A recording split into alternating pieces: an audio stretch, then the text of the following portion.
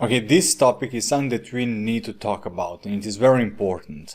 And that is that lack of sleep can cost you a lot. And when I say a lot, that does not mean that it's going to cost you with money, but also it will cost you when you have problem with concentration, also when you are working with, when you are making decisions, when you're trying to remember things, trying to be our best selves. We also get unpleasant to work around. But the problem is more serious than just being in a bad mood. I recently read a book from Matthew Walker, and it's called Why We Sleep. And this is actually a quote from Matthew Walker.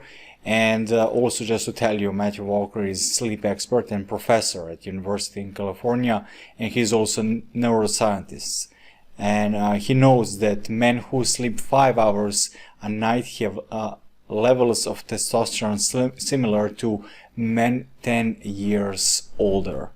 And also, I love this quote. It's so important quote to mention, so that's why I'm putting it in this video. And that is that after being awake for 19 hours, people who were sleep deprived were as cognitively impaired as those who were legally drunk. After 16 hours of being awake, the brain begins to fail. Humans need more than 7 hours of sleep each night to maintain cognitive performance.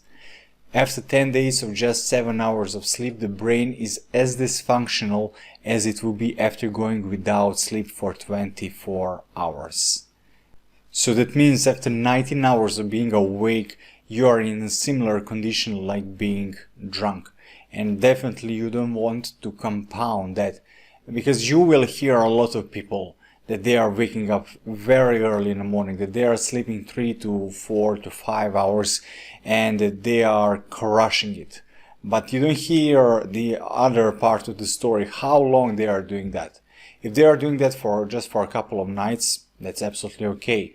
But if you are doing that for a long run, you will crash. You will just crash one day and you will sleep for 14, 15, 16 hours because you will be so sleep deprived that your body will simply crash. And that is the thing with a cumulative effect, that body will tell you, and it will also give you signals that you need more sleep and you need to listen to the body. And now I will show you from a recent study from Harvard what they have found out. And that, so this study showed that lack of sleep include reduced efficiency and productivity, more errors and accidents.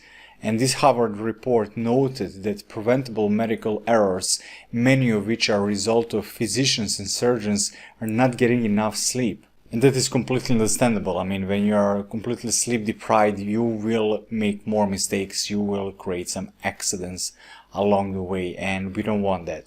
Now, the real benefits of good sleep are, of course, more focus, because when you are fully awake, your mind has easier time to stay clear, your eyes stay open, and you will be able to concentrate on your goals actually. You will have a sharper decision making. If you are well rested, you will have that mental clarity to consider more aspects of anything. And of course, you will have improved memory. The same study, that Harvard study, showed that you need sleep in order to have better learning capabilities. So when you are learning something, you need to sleep on it. And you need to have time until your body or your brain can save that memory. So it takes time. Just imagine that like on your computer, when you're copy and pasting something, it takes some time until you can copy and paste that file from one place to another. And that's a buffer. It is actually when you are sleeping. So you are actually allowing the body to copy and paste that information. If you're not allowing enough rest, you will copy and paste, in this example, only maybe 50 or 60%.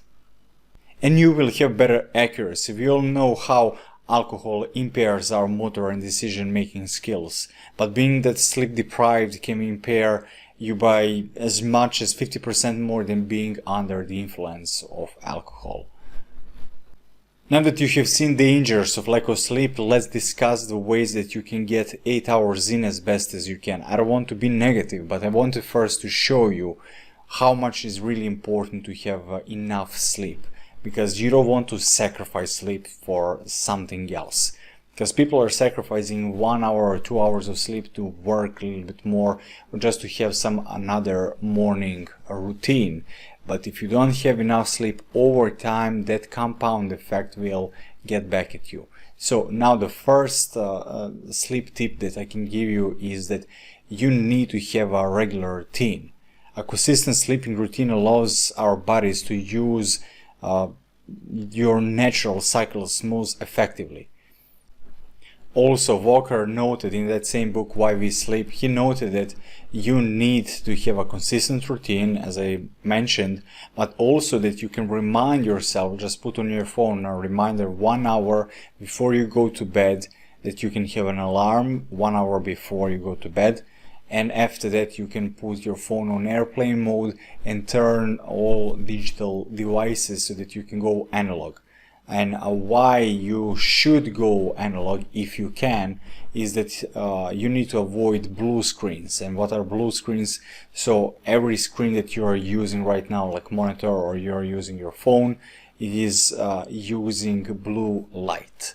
And it turns out that blue light from these electrical devices is actually the biggest problem why people cannot fall asleep. It destroys your melatonin, and that is one of the hormones that helps you to fall asleep. And if you have a hard time letting go and you need to use your phone, for example, before you go to bed because you need to answer some emails or some messages, then you can, on your phone natively, you have an option for blue screen, so you can turn that on. But also on your computer, if you are using computer, before you go to bed, you have an application called FLux. When you install that application, it will change the screen, so it will eliminate that blue light that is emitted from your monitor. So you can use both of these things before you go to bed. As I said, 1 hour before you go to bed, that is like preferred amount of time. And make sure your sleeping area is restful. Our bodies work around the cycle of the sun. When lights are turned on, either if it's artificial or it's the sunlight, natural light, we want to be active, and when it's dark, we tend, of course, to shut down. Any sound that can creep in to our consciousness also can create problems. So you can use a white noise. There are a lot of apps, or there are machines even, to use white noise, and you can use noise cancelling headphones, but you can also use an earplugs if you're really in some noisy area and you cannot fall asleep.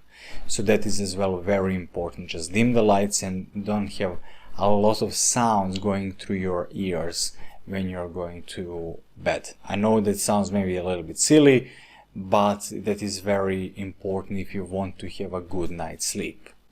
And this is what Walker says in his book when it comes to dimming the lights. I quote, "Despite being just 1 to 2% of the strength of the daylight, this ambient light of incandescent home lighting can have 50% of the melatonin suppressing influence within the brain." So that means that 50% of your melatonin, the hormone that is helping you to have a good night's sleep, is suppressed. 50%. But just having that dim light that is only 1 to 2%, still it has a huge effect. So the main takeaway from this quote is that you need really to turn off all lights in the sleeping area. It needs to be completely dark if you want to have a solid sleep. And as with everything, you can always experiment and find what works best for you based on your lifestyle and circumstances. The main takeaway is the sleep is the crucial for the body and productive, fulfilling life. Make sleep a priority in your life today. It's very important. I have noticed a big difference when I sleep 6 hours or when I sleep 8 hours. There is a big difference how I feel, how much I'm more like well rested, more aware throughout the day, more productive throughout the day. It is not only that I notice physically a lot better changes with my body.